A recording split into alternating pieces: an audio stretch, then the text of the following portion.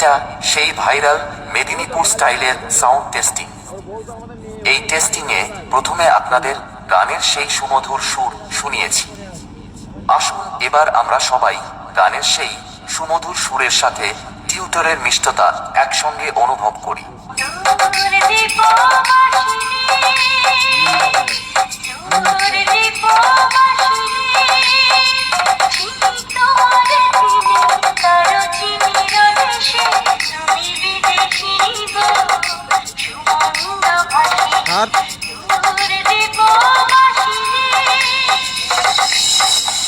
এরপরে আমরা করব বেস টেস্টিং।